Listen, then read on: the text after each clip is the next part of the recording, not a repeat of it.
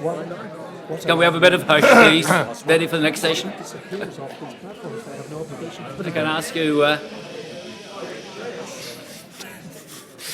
if I can ask you just to take your seats for the next session, please. And let me just add my thanks to Carolyn and to Torrin for what I thought was an excellent opening session. And we carry on with the key decision makers in the industry.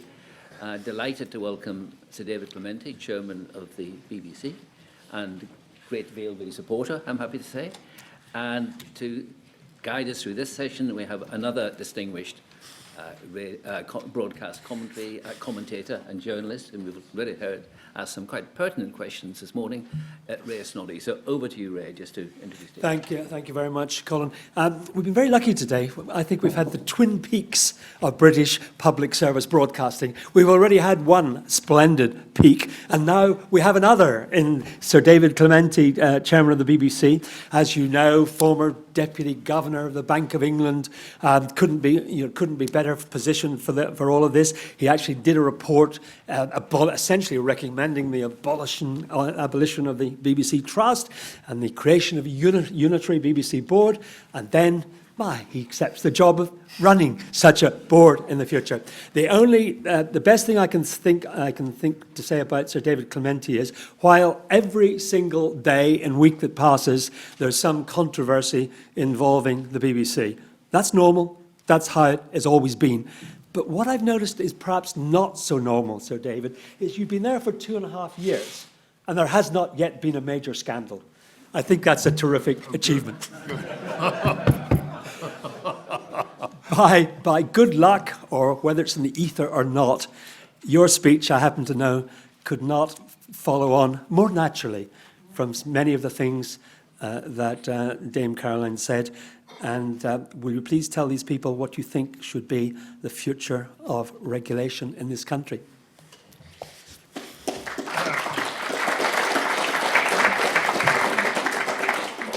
Well, good morning, everyone. I'm very, very pleased to be back here at the VLV, a group of which I've been a member for some years. As BBC Chairman, it's always a pleasure to have the chance to talk directly to the people who shape, in the long run, the BBC's future, our audiences. I'm often asked how I feel about the constant scrutiny that the BBC comes under and the daily criticism we receive from almost all political sides. And the answer is I'm always glad to hear when people hold strong views. Everybody owns the BBC, everybody should have an opinion, that's how it ought to be. I'd be much more concerned if what I encountered every day was apathy. In reality, surveys show consistently that the BBC remains one of the things that we're most proud of as British people. You know you occupy a special place in the nation's heart when you're right up there with Shakespeare and fish and chips. Fortunately, in amongst the criticism, I also hear plenty of praise. I'm always pleased in particular when I hear that special phrase, worth the licence fee alone. A quick look at social media shows that it's been used recently about everything from Strictly to CBeebies, Top Gear to Test Match Special, the Repair Shop to Peaky Blinders, the Proms to BBC Parliament. My own contribution to worth the licence fee alone is the BBC's news app, a brilliant way to find out in 60 seconds what is going on here and overseas. There's something about the phrase which is used that means something rather different from simply good value for money, though of course that's what we seek to provide.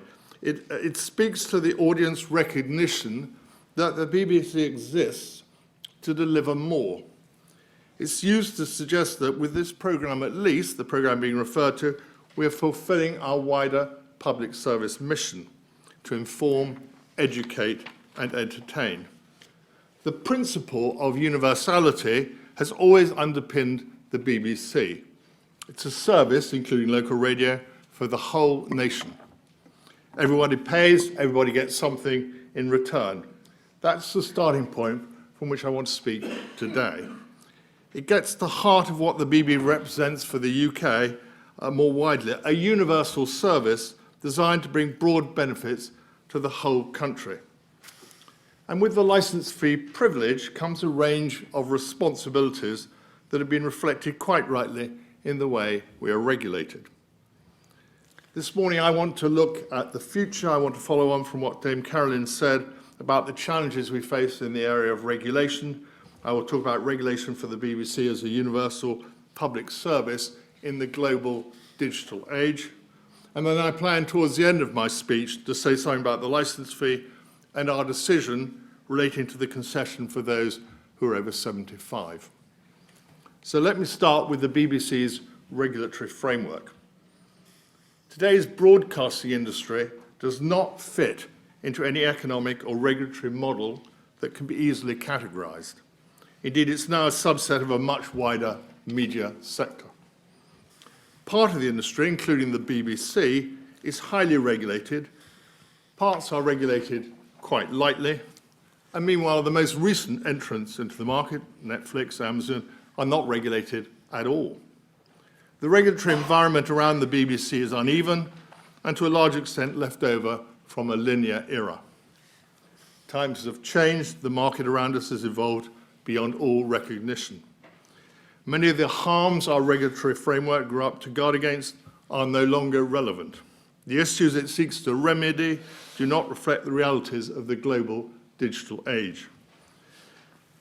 In the past, many argued that the BBC occupied too big a place in the market. The regulation was necessary to promote proper competition.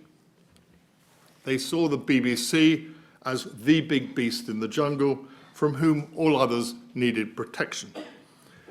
The rights and wrongs of that view might be a matter for interesting historical debate, but today there can be no question that the BBC faces increasing competition from all sides, across all content and across all services. The aim of regulating the BBC is to strike the right balance between protecting the BBC's ability to deliver value and fulfil our public service mission, whilst ensuring that the licence fee does not mean we're insulated from competition. But today, the environment in which we operate is no longer limited to the traditional broadcast competitors at home. Increasingly, it's dominated by giant tech players from around the world. Over the last 4 years, Netflix and Amazon together have moved their joint market share in the fastest growing part of the market, video on demand. They've grown it to around 55%. At the same time, iPlayer's share of the total VOD market, video on demand, has fallen from over 40% to just under 20%. The reality is that over the last decade, the nature and intensity of competition faced by the BBC has grown exponentially, and the case for regulating the BBC on purely competition grounds has diminished accordingly. The fact that we have seen newer players succeed so strongly in video, not to mention Spotify in music or Apple in podcasts, demonstrates that the BBC is not putting up barriers to entry or expansion. To those who argue that the BBC is still in a position to deter competition, I would simply say that we can't be very good at it. Where the BBC was once seen as a bar to competition, I believe we should instead be viewed as an essential stimulus to competition, core to the success of the UK's creative industries. Notwithstanding the level of competition, the BBC remains a remarkably powerful creative force for the UK, even against the advancing tide of global competition. In terms of content, it's evident across all services in practically every genre. Look at programmes like Bodyguard, a must-watch TV event which attracted 17 million people to the final episode, in an age when we're told those kind of audiences can't be reached. Or the incredible success of Killing Eve, which has now had around 100 million requests to view on iPlayer. Or the remarkable impact that programmes like Blue Planet 2 have had on how we use the plastic in our day-to-day lives. Look at the audiences the BBC drew to the Women's World Cup this summer, and the live simultaneous streaming options we've offered audiences from both Wimbledon and Glastonbury. Look at the job that programmes like Newsnight, Brexitcast are doing to help audiences navigate the current political landscape. Or look at the BBC Parliament channel. Over the last few months has attracted the kind of audiences we most associate with soap operas.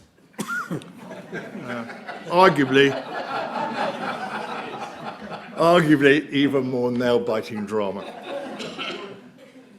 The fact that the BBC won 16 out of 26 BAFTAs at the latest awards ceremony earlier this year, not to mention 5 global Golden Globes, most recently 8 Emmys, speaks to the BBC's creativity in practically every area. As does the fact we swept the board at the most recent Audio and Radio Industry Awards.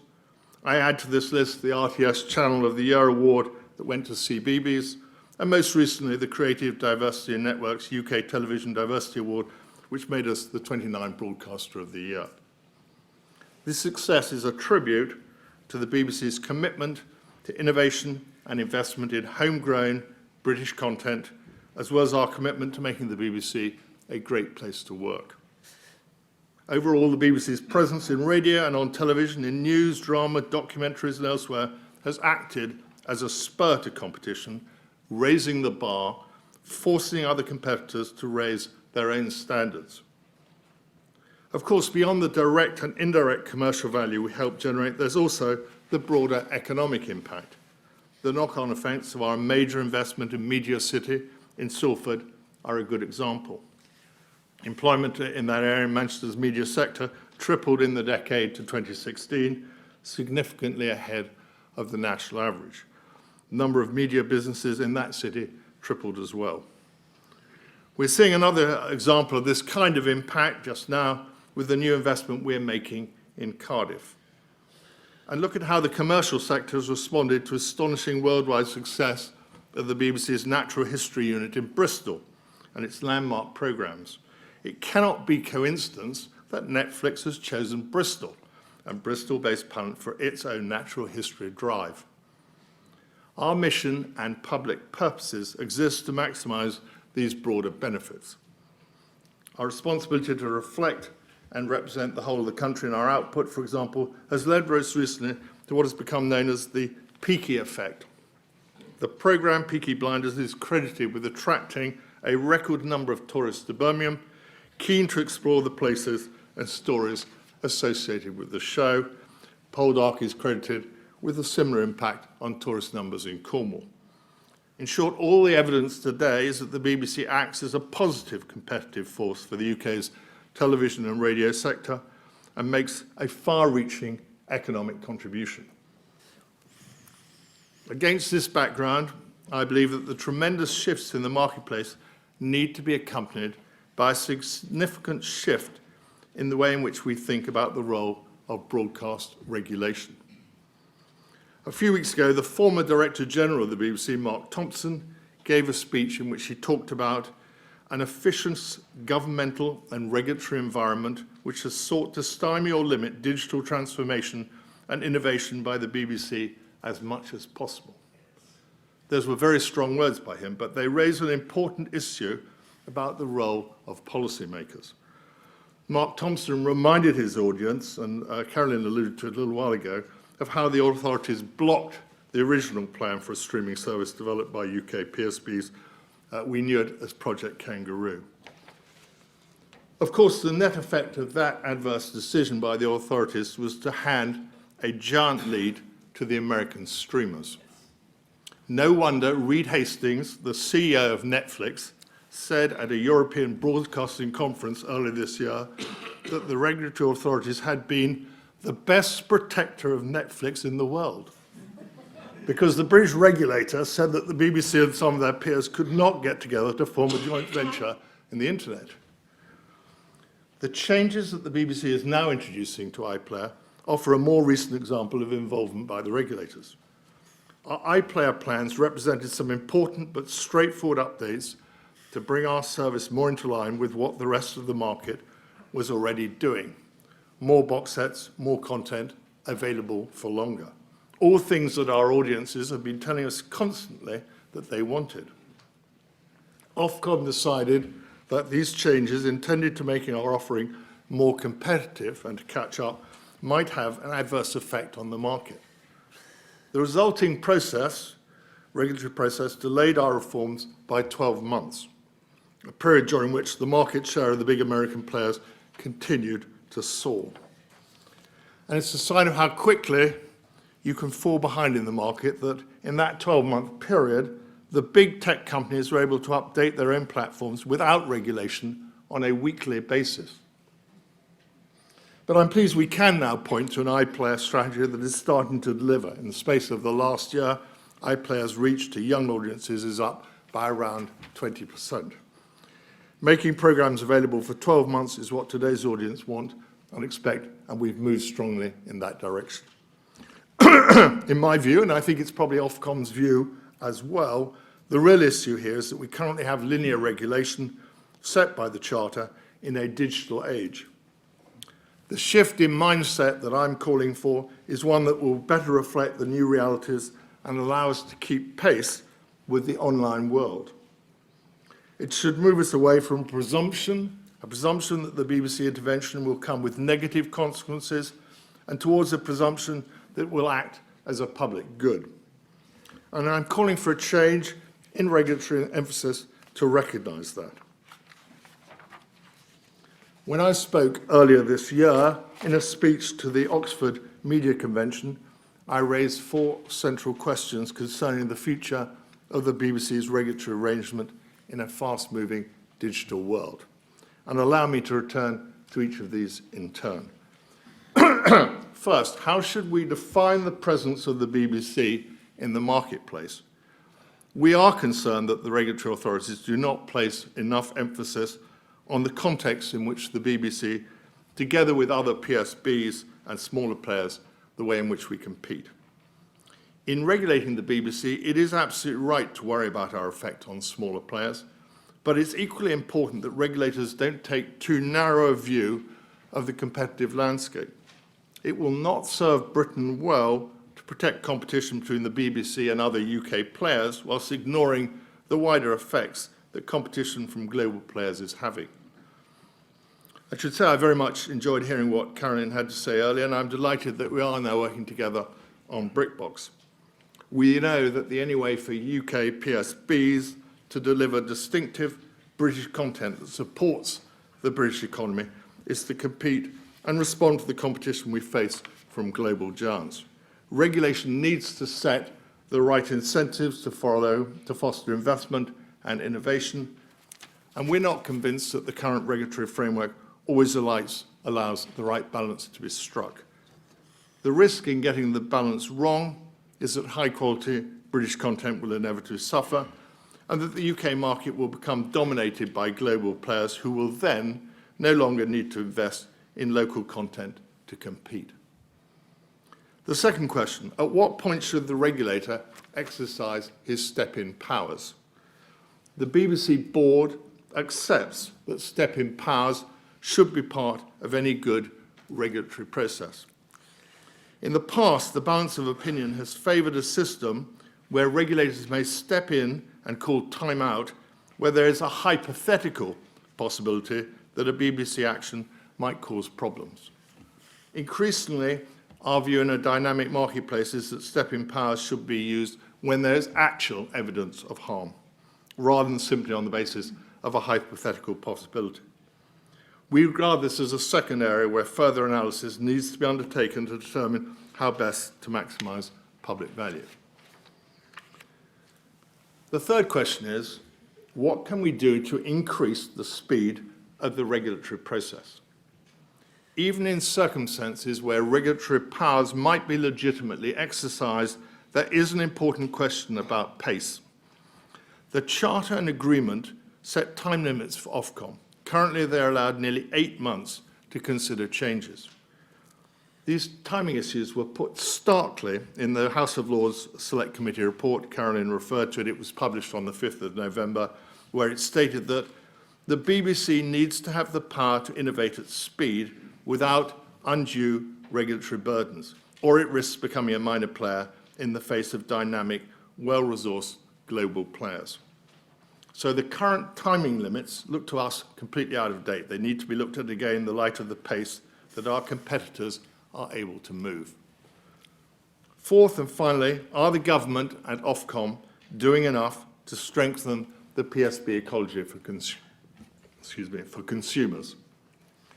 We have a unique and extraordinarily successful media ecology in this country. It's grown up over nearly 100 years and is critical to the UK's cultural, democratic and economic well-being. Do we do enough to support it, or dare I say, even celebrate it? Or are we running the risk of tying ourselves up in red tape and regulation at a time when all media organisations need to be fast and agile? The BBC's operating licence, which we were granted under the new charter, contains nearly 200 broadcasting conditions, which are carefully adhered to by the BBC and carefully policed by Ofcom. BBC One alone has quotas on the levels of BBC commissioned programmes and repeats, broadcast hours of arts, music, religion, current affairs, comedy, regional programmes, network and local news. Our commissioners are always having to think about regulatory quotas before they start trying to commission great programmes that audiences will love. Of course, obligations should come with the privilege that our licence fee model gives us. But the BBC, alongside Ofcom, still need to ask whether the prescriptive nature of this operating licence is helping and not hindering the way in which we serve audiences. And that's why we welcome Ofcom's recent consultation changes to the conditions of our children's programmes. We also welcome Ofcom's openness to evaluating the effectiveness of the other parts of the licence in holding the BBC to account while allowing it enough flexibility to innovate. Turning from issues around our licence to the issue of prominence, Caroline touched upon it. I strongly support our campaign, working closely with others to ensure that all our services should be as easy for people to find in the digital world as they have always been in the linear world. For this reason, we strongly support Ofcom's recommendation to the government, which will give British public service content due prominence in the era of on-demand and internet TV viewing. I urge the government to take legislative action to ensure that viewers can still easily find PSB content and our iPlayer and ITV Hub. The full range of devices need to be able to achieve this. Against this background, we welcome the fact that Ofcom is beginning the work required for a full review of the PSB, and we will, of course, work closely with them. Let me make some concluding remarks on the regulatory issues. It was interesting to note that in her comments at the RTS, the Royal Television Society conference in Cambridge in September, Sharon White said that the BBC has not quite come to terms with being regulated by Ofcom. I'm not sure I'd agree. When the history of the BBC's regulatory framework comes to be written, it will show that in September 2015, some 18 months before I became chairman of the BBC, I was asked by the Secretary of State, John Whittingdale, to write an independent report on the regulatory framework for the BBC. I fairly quickly reached the view that the BBC should be regulated by Ofcom. And it took a lot longer to convince the leadership of Ofcom that this was the right outcome than it did to convince the leadership of the BBC. I believe that Ofcom is the right regulator for the BBC. I don't know anyone on the BBC board or in Tony Hall's senior management team that does not share this view. It's a far better system than regulation by the BBC governors or by the BBC Trust, which went before. And the current system fully recognises that the BBC is an integral part of the UK's communications industry, which is why it's surprising that Ofcom had such initial reservations. The reality is that we fully accept regulation by Ofcom, but that doesn't mean that we have deferentially to agree to Ofcom's every decision. We think that in large part they have been a good regulator. As I've commented, we fully support the stand they have taken on the issue of prominence, and we welcome their willingness to look at some of our licence conditions. But we don't think, and this is a comment addressed as much to government as it is to Ofcom, we don't think that the overall framework within which they are required to exercise their regulatory responsibilities sufficiently recognise the dynamic of today's media marketplace. We think the regulatory system remains a linear construct in the digital age, and we believe that Ofcom, indeed all policymakers, need to think carefully about the international context in which the BBC competes, rather than concentrate so heavily on domestic competition. As things currently stand, I think I can say, as Sharon moves to her new responsibilities at John Lewis in the retail sector, I think I can say that the BBC has never been knowingly under-regulated.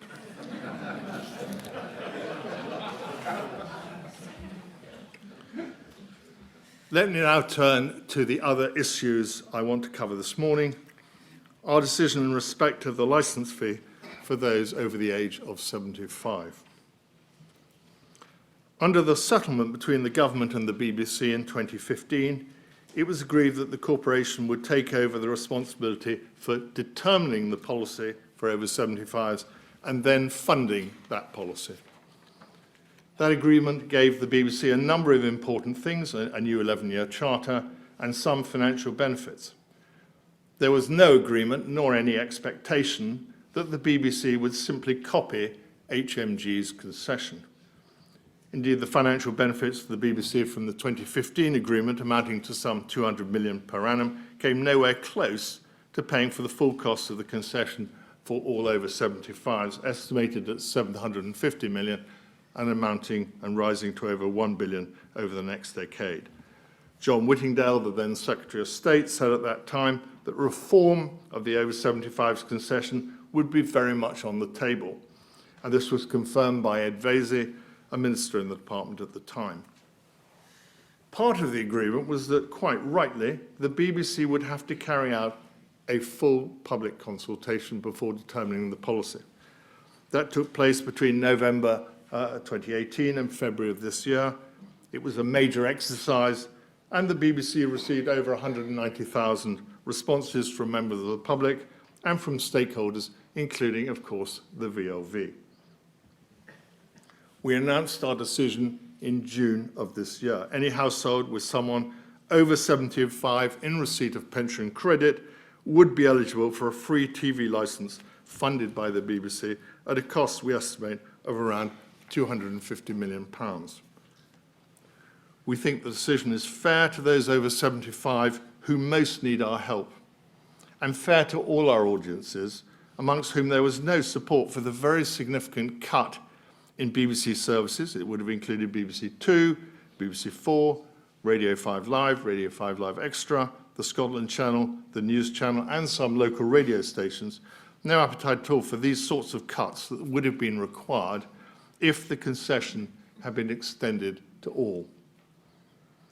We believe we made a decision that was the best way to balance help for those most in need, whilst ensuring that the BBC could continue to provide a range of services that served all audiences. And importantly, we've carried out the terms of that 2015 agreement, which were reflected in the 2017 Digital Economy Act. We have carried out our responsibilities to the letter. It's interesting to see that the recent report from the DCMS Select Committee commented that it would be unsustainable for the BBC to carry out the full cost of the concession, which would have amounted to some 20% of our revenue. What most observers are agreed upon is that the system used in 2015 for setting the licence fee was most unsatisfactory.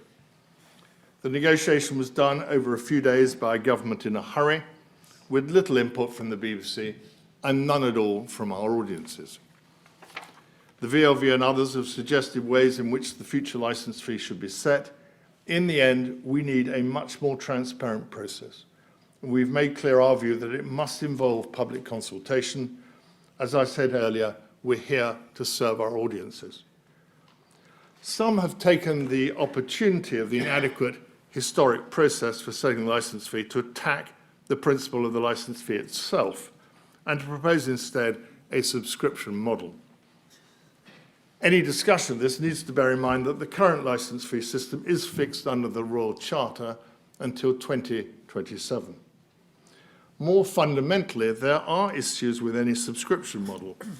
And the most basic of these is that any subscription service model seeks to serve the needs of the subscribers, and they tend to be the better off. The whole point of the BBC, and this is where I started this particular set of remarks, the whole point of the BBC is it is underpinned by the principle of universality, that it should be available to everyone. I have actually no doubt that the BBC would do well under a subscription model given the quality of much of our output. But it would no longer be the BBC you and I know, and it would no longer serve everyone.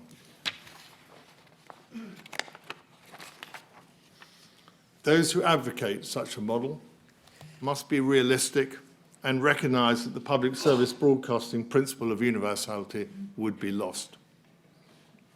Ladies and gentlemen, thank you very much for listening. Quite a lot I've covered. I look forward to hearing some of your questions in a moment. Thank you very much. Thank you,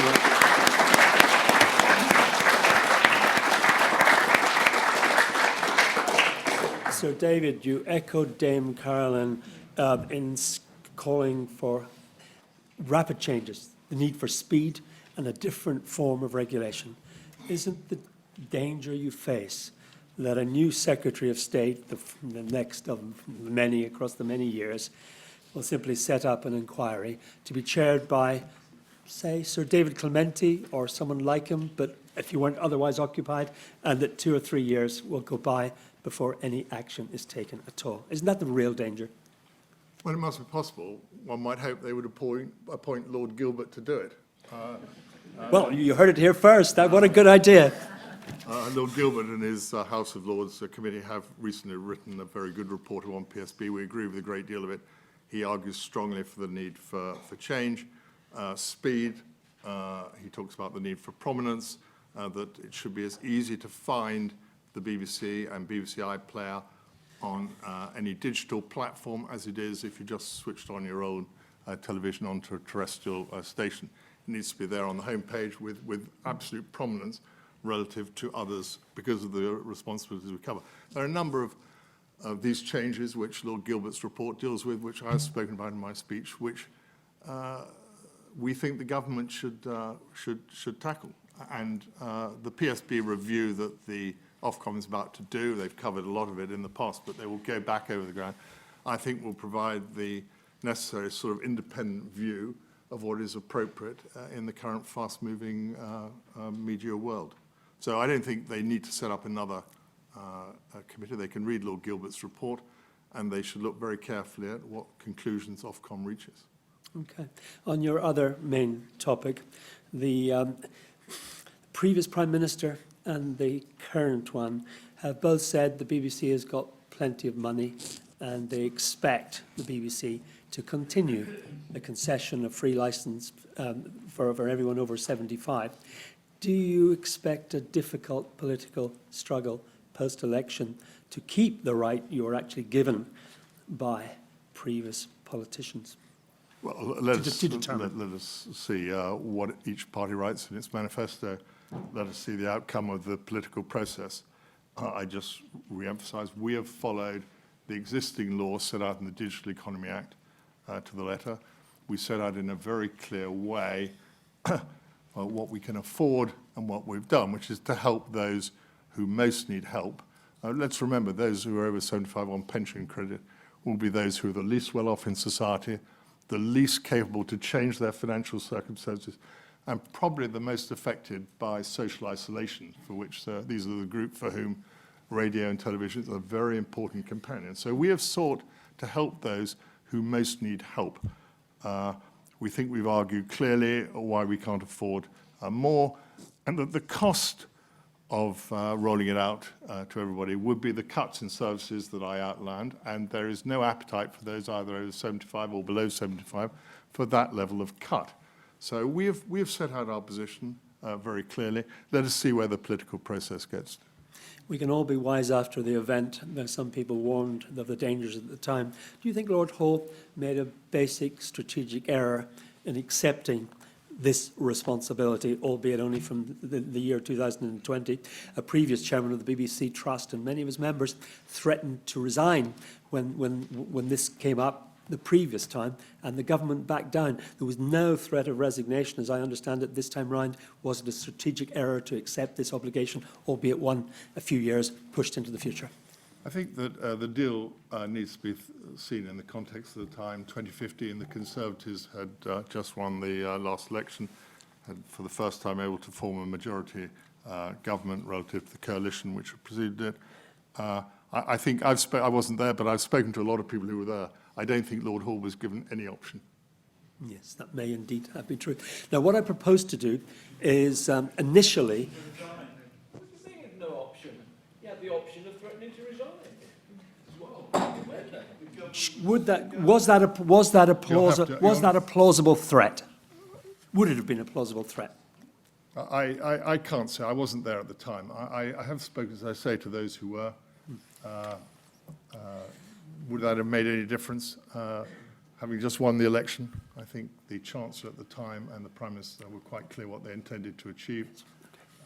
I can say no more. Okay, on to the speech, Sir David's speech, and I propose to take questions about the two arms of his speech first. I know you have many, many, many other issues which we will indeed raise, but does anyone from the floor have a question first on the whole regulation and Sir David's plea for change there? There's two and three. We'll do that. And the lady at the back, please, and say who you are. It will come, I hope. Where have the microphones gone?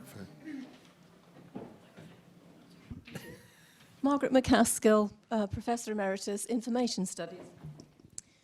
I really would like to pick up the idea that the public needs to be involved in decision-taking. How do you propose the BBC should continue the debate with the public on these issues?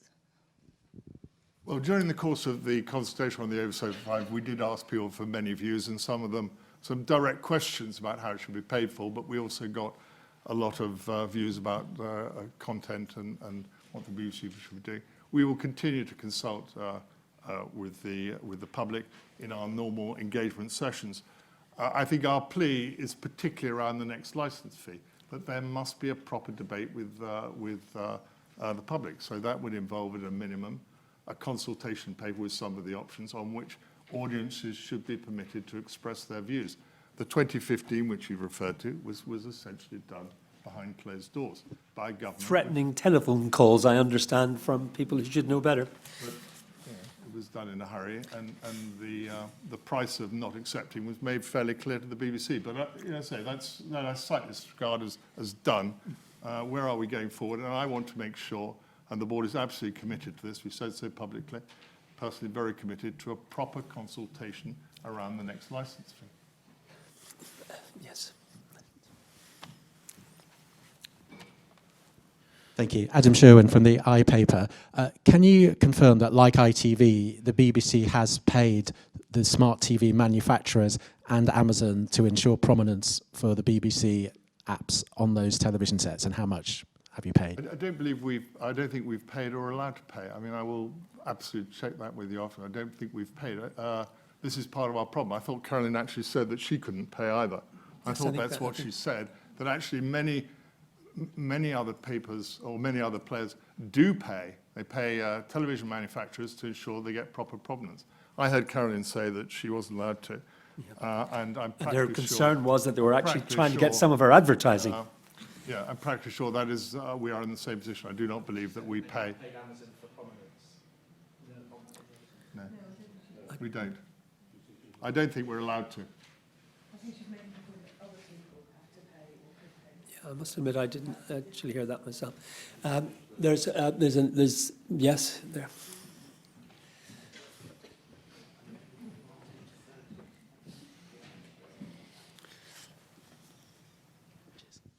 Hi, Max Goldbart from Broadcast Magazine. You mentioned the sort of onerous commissioning requirements that specifically sit on BBC One, the quotas you were talking about. Do you think you'll be pushing back against that to almost lessen the load of these commissioning requirements with Ofcom in the upcoming midterm review?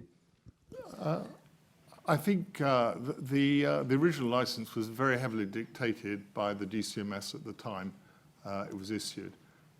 And it was more of a tripartite discussion, but the DCMS had the final say. I think going forward, the changes to it are in the hands of Ofcom And as you heard me say, I welcome the fact that Ofcom is prepared to look at it. They are currently consulting on some of the issues around children's television and the quotas there and the rules that apply. We think they are open to a discussion over a period of time about some of the other quotas. And I think, like us, they recognise that the licence should be there to help us deliver value to audiences, and the slight suggestion that actually it's getting in the way of it. I don't think that we should have many obligations placed, particularly around regional news, out of London quotas, seems to be appropriate given that our status as a national broadcaster. So I'm not arguing for no licence, but I think that the review between us and Ofcom will be important. And as I say, I welcome their openness to consider those issues. Do you see a chance that you might be allowed to accept a broad framework that you undertake to make an appropriate proportion of different programme genres rather than tied into particular percentages and hours? I don't know whether we get there. At the moment, the quotas aren't just about hours, they're about value. We think value is actually where the money is spent. We actually think spending money and where it's spent is rather important, more important than ours, since it's possible to produce quite a lot of cheap television which has no distinctiveness at all.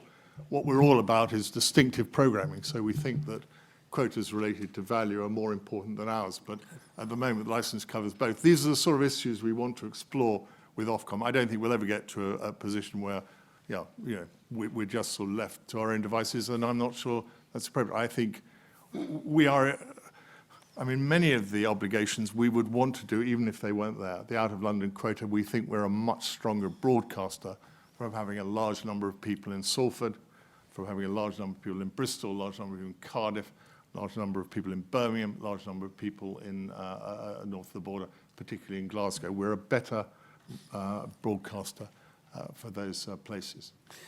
Microphone to...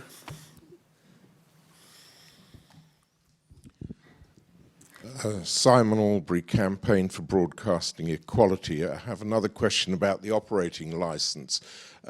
Sharon White's letter to Tony Hall, recent letter, suggests the BBC may be falling short on its diversity requirements in the operating licence. Is that an area where you will be seeking reduced obligations? No, I don't think we're seeking reduced obligations. I've got... I'm not sure it's Sharon's letter, I think Sharon's report, the Ofcom report. No, the letter to Tony Hall. It says, we have an overall concern with how the BBC is delivering against its requirements on diversity and the transparency with which it reports to us. Yeah, and it's in her report. And we take her report seriously. You might go on and say, we acknowledge, she writes here, we acknowledge that the BBC leads the way in collecting diversity workforce data, has a number of initiatives in place to improve it. There is always more to do. I've checked on our own how we're doing against our 2020 diversity targets, which we set in 2017. And in many areas, we're ahead of them. We're ahead in terms of LGBT. We set the target at 8 and we're at 11.4. We set a target for women in leadership and members, all staff. We're slightly below 50-50, but we're approaching that. On BME, we set the target for all staff of 15%, and we're currently at 15.3. On leadership, and this is the one area where we are behind where we want to be, we set the target at 15%. We've moved up from about 10 to 11.5%, but it's something that we monitor carefully. We always recognise that there is more to do. We're held to a high standard. We think that is appropriate. We think we need to be able to have proper representation of the population, both behind the camera and in front of it. And yet prominent members of the BAME community, names will be well known to you, like Lenny Henry, feel, I think, that you haven't done enough yet. Yes, they do. And I accept that there's more to do, but I think it'd be wrong to suggest that we don't take this very seriously or that we are not making progress. Right, at the back, please, and then Sylvia. Sorry, I'll come. The microphone's wobbled. I'll come to you next. I'm Sylvia Harvey, University of Leeds and VLV. Thank you very much for such a clear and systematic and calm presentation.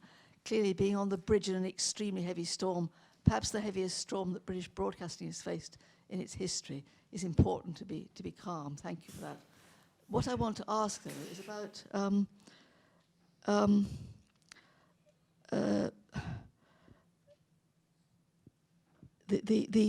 what I'm calling the differential monetization involved in the BritBox partnership.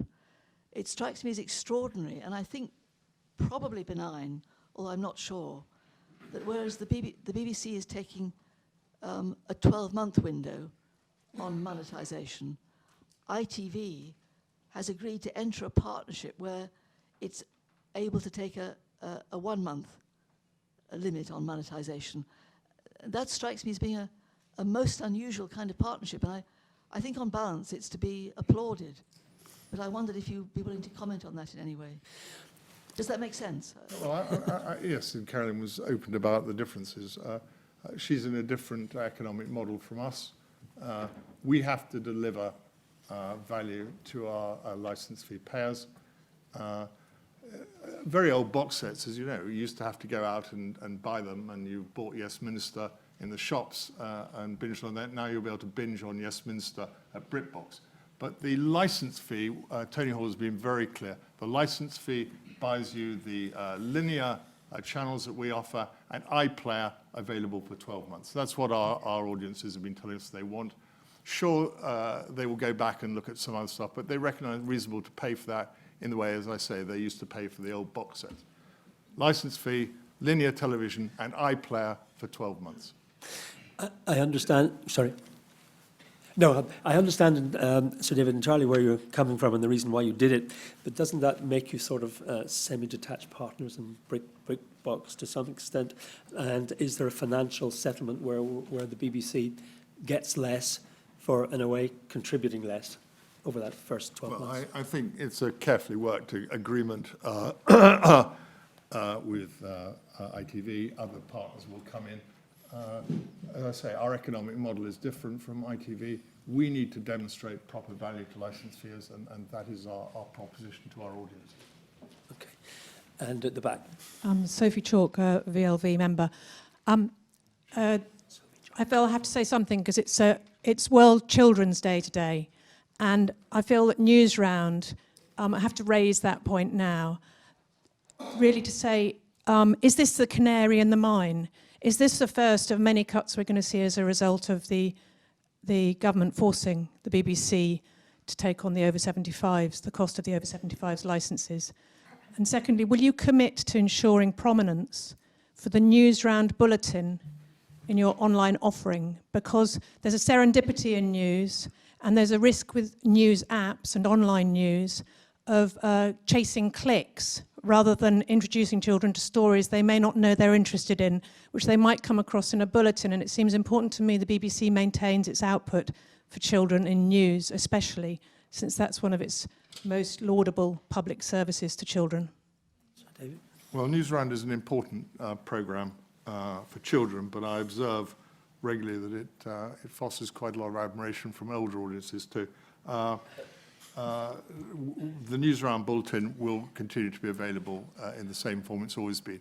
But what we know is that at 4 p.m, when the children are largely at home, they take their news in a different form. They take it almost entirely off their tablets or their iPhone.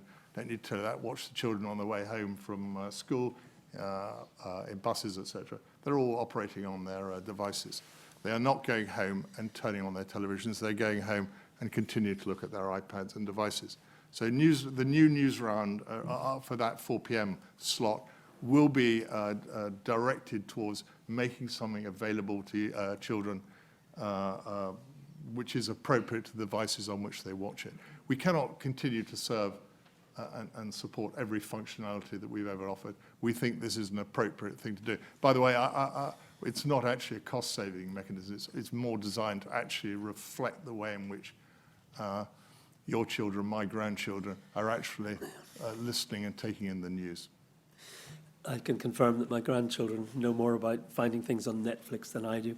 But is there a problem though of, curiously, a lack of prominence when something? Sorry, that was your second part of the question. When something disappears of broadcast television, albeit to this very specialist and difficult audience, it has less provenance. A lot of people think that's what happened Well, to a lot of BBC Three. a lot of older people think that, but the younger I'm people, fully qualified for the that younger description. people know how to find it. I mean, it plays to that BritBox ad, and Yeah. we all sat there saying, "Well, why didn't it say at the end?" There's a gentleman down here. Why didn't it say at the end how you found BritBox? And the answer is that everybody over 40 knows exactly how to find BritBox.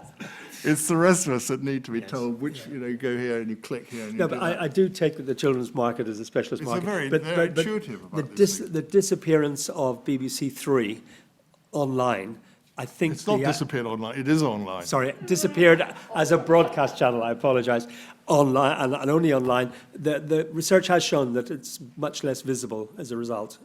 And Yeah, broadcast it's- is still a place where things can get prominence.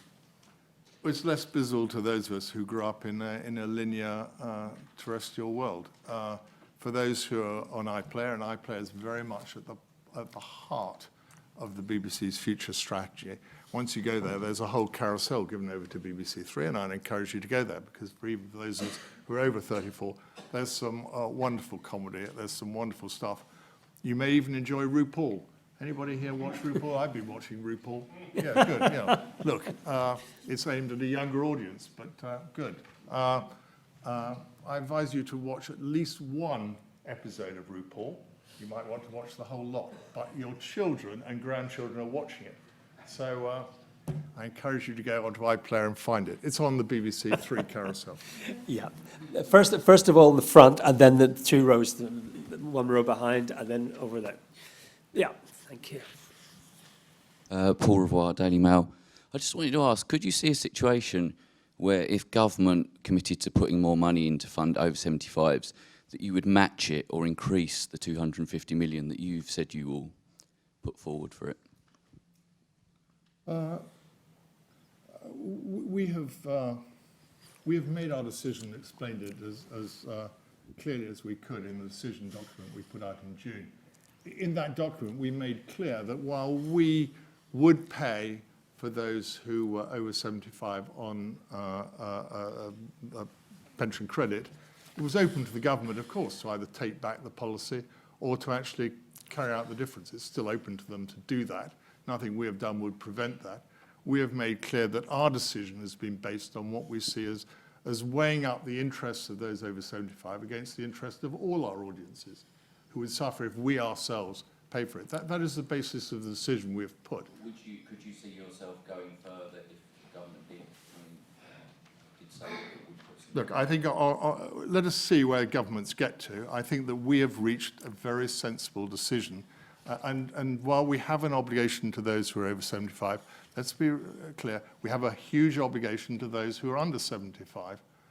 So putting more money in, which would mean cuts, is not something that we want to contemplate. Your decision is well explained and rational, but you're going to face a continuing campaign against you by the likes of the Daily Mail and the other right-wing press. Are you simply going to tough that out? Well, I say, we have reached a rational decision. We have explained it clearly and transparently. There's no easy answer, since, as I say, giving more money to over 75s means giving less to those who are over 75. We have sought to balance that. I've been pretty clear about that. Let us see where governments get to. Okay. Yeah, and one row behind. Thank you. Edward Miller, ex-BBC. I've got a question which relates to our headline rather than specifically your speech, sir. I know you were talking about regulation. I'm not quite sure how much this comes into that. But I wanted to ask you what your view is about fake news, impartiality, and the questioning of politicians' lies. How is the BBC's future going to look at this? If you look at that headline, the threats, and that would seem to me a major threat to public service broadcasting. Well, it's a threat to public service broadcasting. On the other hand, I think it reminds us all of why public service broadcasting is so important. It may be that we occasionally fall short of the high standards we set ourselves, but the BBC is determined to meet its public service obligation of due impartiality and due accuracy. And having seen many of our journalists in action, that is what we seek to do. Fake news is out there. It's very much prevalent on social media. As an amusing anecdote, I might tell you that when a famous pop star dies and the younger people read about it on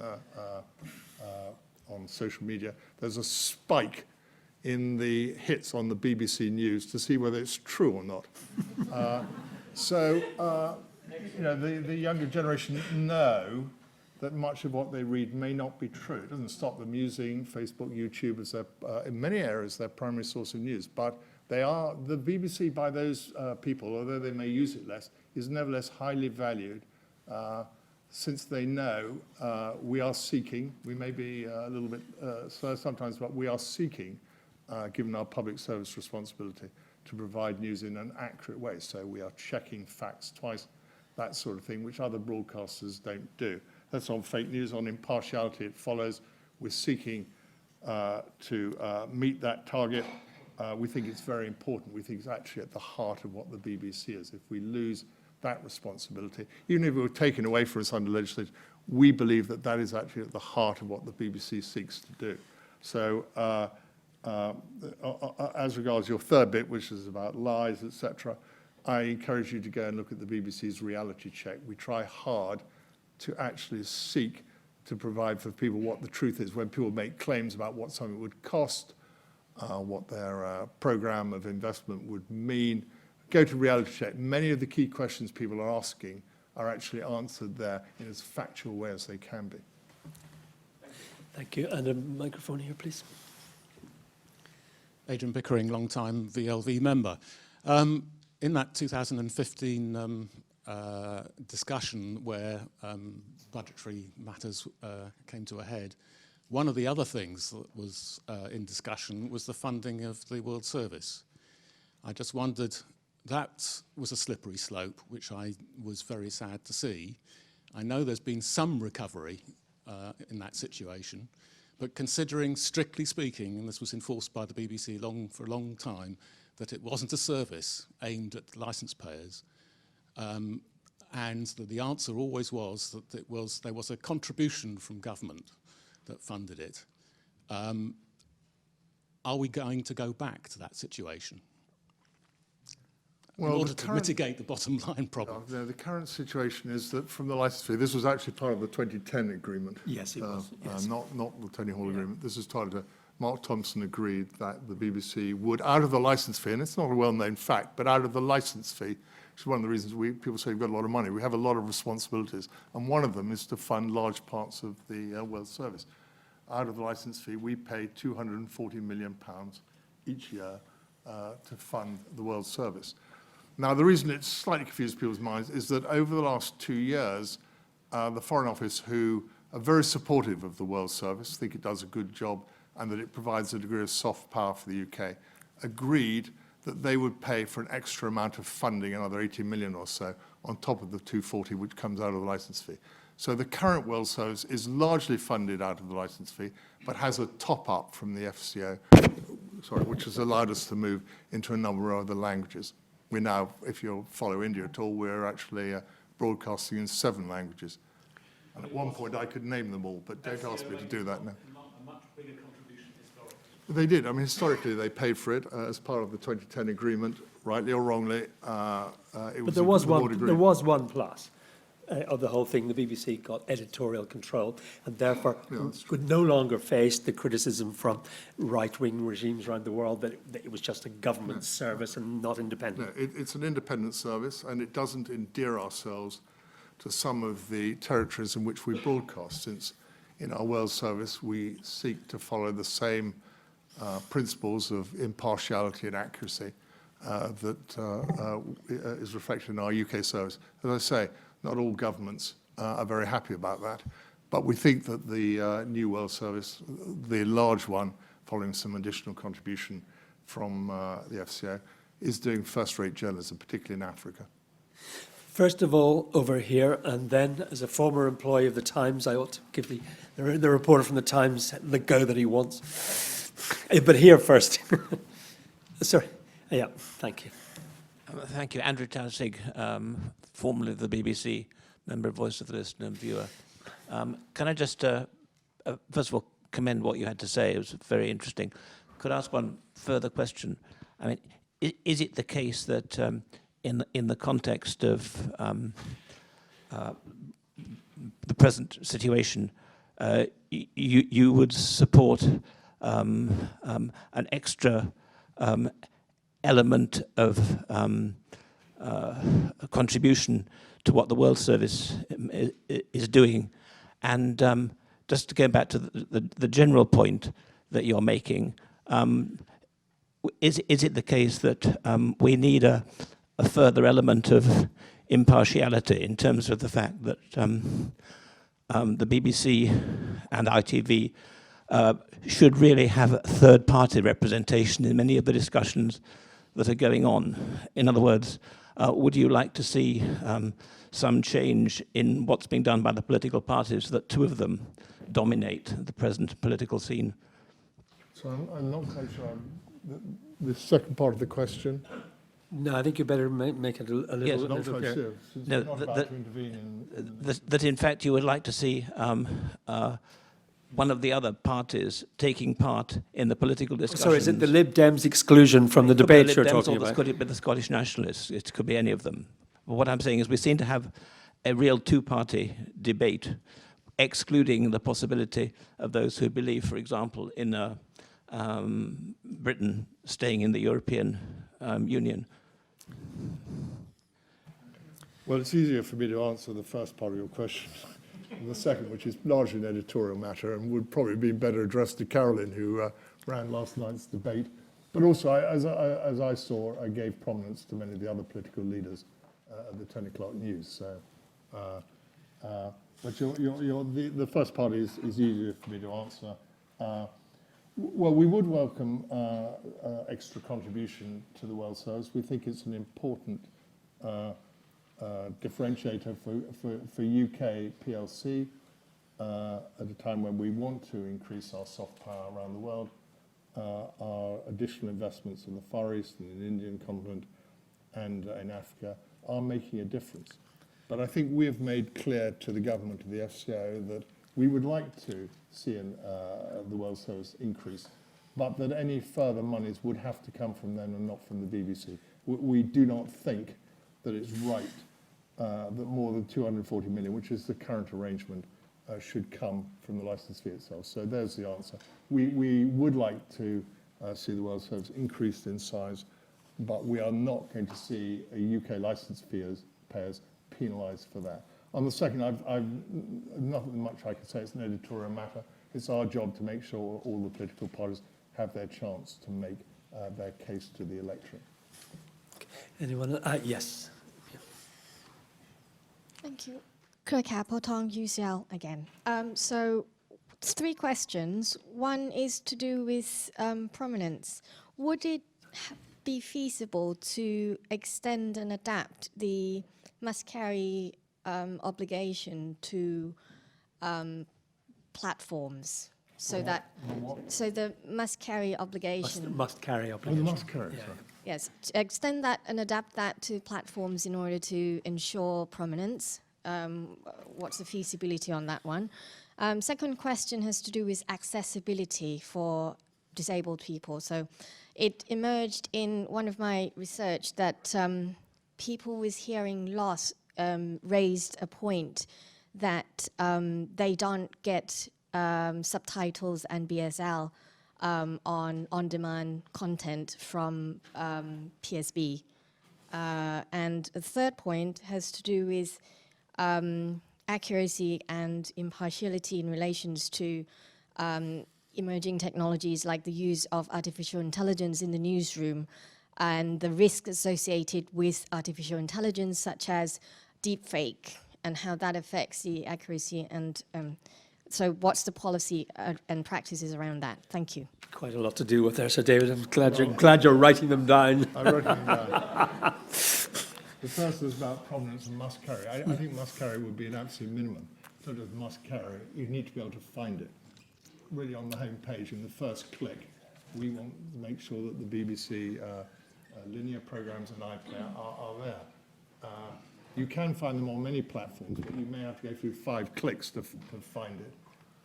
And many of the platform operators push you in a particular direction, their own content, which we think is inappropriate in the digital age. So must carry would be a minimum.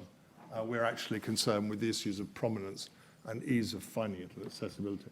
Your second is about the disabled, particularly about hearing. There are subtitles on an enormous number of programs. We've just renewed the contract for that. I need to check. I thought it was available on iPlayer. I thought you could get. Yeah, you can do. We'll double check. Okay, we'll double check it. But I think they are. I watch a lot of programs on Catch Up and iPlayer, and you can't hear. I'll speak more clearly. I think it is available on most of iPlayer, but we will check for you. Your third question was about accuracy or impartiality, whether artificial intelligence would get in the way of it. I don't think it ever completely get in the way. At the BBC, we are aware that finally issues around due impartiality are subjective judgments that our editors have to make on a day-to-day basis. So I cannot see that could ever be totally supplanted by any sort of artificial intelligence. These are occasionally very fine judgments that have to be made by editors. Michael Moore of the Times there, yeah. And Sorry, hi there. So David, you mentioned briefly in your speech about the discussion around BBC going subscription only after 2027 and the potential downsides of that.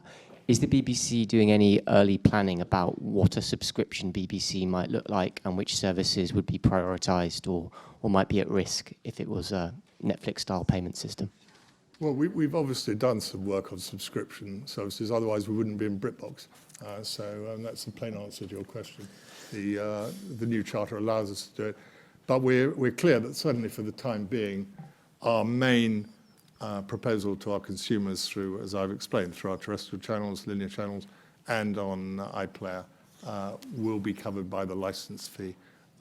And although, I mean, it's fine to talk about it at the new world, and as you've indicated, I think we might do quite well in that sort of world. Actually, our commitment at the moment is to continue to provide a universal service for the whole of the country and to be the nation's #1 broadcaster. so, Oh, so David, yeah. Anthony Wills. I'm the VLV trustee who makes sure that radio gets a look in at our board meetings. So I want to do the same here, although Mr. Humphreys is due very shortly. We've seen increasing involvement by large companies, global, in radio, new stations. Bauer Media, ditto with Scala, and tomorrow they start Magic of the Musicals. Musical theatre and Hollywood musicals and so on, regular satellite service there. Do you think that is a critique of the BBC's offering in these areas? And I speak particularly of Radio 2, for whom I used to work, that they have completely turned their backs on people over the age of 60, a growing segment of the population, well represented by people in this room and by VLV membership in general, which is regrettable actually. Or do you welcome the competition? Are you going to try to compete rather than let them cover areas of the market that you've turned your backs on?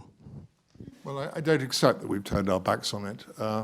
I watch listen to a huge amount of Radio 2, and I'm well over 60, so I find it a terrific service, and I enjoy it a lot. So I'm sorry that you don't. Yeah, look, we're well aware of the competition from Global, from Bauer. You've picked two of the main domestic competitors, but it's also from Spotify and a whole raft of other people who are providing music services.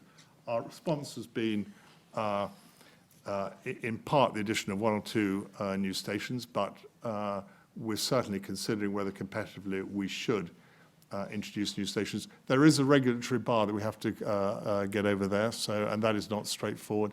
And to my point about the speed at which this needs to be done, we observe that some of our competitors can introduce new stations, very niche stations, for a particular audience really quite quickly by hiring a couple of people. They can introduce them really in a matter of weeks if they put their mind to it. Digital makes that possible. Our regulatory framework makes that difficult. So this is something we're thinking about, talking to the regulators about. We would like more flexibility in the speed at which we can meet some of the competitive pressures we face in radio. Next here, please. Susie Heron-Halliday from PACT. You said earlier about the case for future regulation based on competition is kind of diminished now. What do you envision future regulation looking like? And if it isn't based on competition in the future, do you think that things such as the production sector would still be as viable as they are today? Well, I'm glad someone's here from PACT because it gives me a chance to acknowledge, which I generally do, what a terrific job PACT has done on behalf of its independent producers. But I think we need to recognise that even there, the world has moved on in two ways. One, some of the independents are now very large. They have financial muscle much greater than the BBC. Of course, there are some small ones, but there are a number who are extremely well financed. I think the second thing we need to recognise is that independent producers have been tremendously important in creating the creative industry within the UK. But the BBC was never, and certainly isn't today, a monopoly buyer. So the protections under the terms of trade that they currently have need to be looked at. I'm very pleased is Lord Gilbert's still with us, because his report makes clear that the terms of trade, which have helped the independent sector significantly, need to be looked at again in terms of the new marketplace in which we currently operate. As I say, the BBC is not a monopoly buyer. Independents with a really smart idea have a whole raft of people to whom they can now take it, many of whom have the resources to pay a great deal more money than the BBC. So, it's a very competitive landscape, and I'm not sure the regulatory framework and the terms of trade which exist, which we are discussing with your team, the discussions, as you know, are ongoing. We're not convinced that they represent or reflect properly today the competitive landscape in which the BBC competes. So, David, I happen to know that Peter York of this parish at the back there, together with Professor Paddy Barwise, have nearly completed a rather important book about the future of the BBC. The basic hypothesis is that the BBC has never faced so many political enemies, and unless it plays its hand very well, it could face a diminished future. And part of that process is to actually fight back more. But there's one particular thing, a strand they have that they have made clear.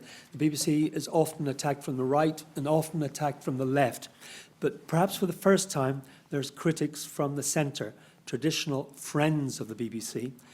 Who are slightly worried about what has happened over the last 3 years. And their specific point is that the BBC has appeared to many minds to hold back on criticising or highlighting those criticising Aaron Banks, the Steve Bannons of this world, underplayed the results of the Cambridge Analytica research, the potential Russian interference in the BBC. And the underlying theme is that the BBC has appeared to some ears, and I confess, including mine, that they have accepted the result of the referendum and given less prominence to those who would want to have a second vote. Subjective, can't prove it, but as you see, I am not alone, and Peter York and Professor Barwise are not alone in raising the issue. Is there a danger you're losing some of your best friends? Well, you said that they're from the centre, but then you said that they had strong views about a particular issue. No, I think in some respects, the more political enemies we have, I would argue the more important the BBC is. In a time when, not because of the BBC's making, politics are more fractured than they've been for some time, where the issues around Brexit, but around other issues as well, are more polarised than they've been for a long time. Choices the electorate faces are more significant than they've faced probably for many years. In that sort of climate, the BBC is attacked from all sides. We're attacked by those who think that the BBC is very close to pro-Remain, and we're attacked by others who think that we have somehow very much in favour of Brexit. We're attacked from both sides. Let's be clear. I have letters from people from both sides on my desk. I keep one or two of them just to remind people that actually this is a very polarised position, and the letters are almost always the same. They almost always say, we don't hear our voice often enough. But they come from every single view, and people increasingly want the BBC to reflect back to them what they think. If that's what they want, they need to go to the newspapers. The newspapers do that. If you're pro-Brexit, there are certain newspapers you will want, and if you're anti-Brexit, there are certain newspapers that would make digesting your cornflakes in the morning easier.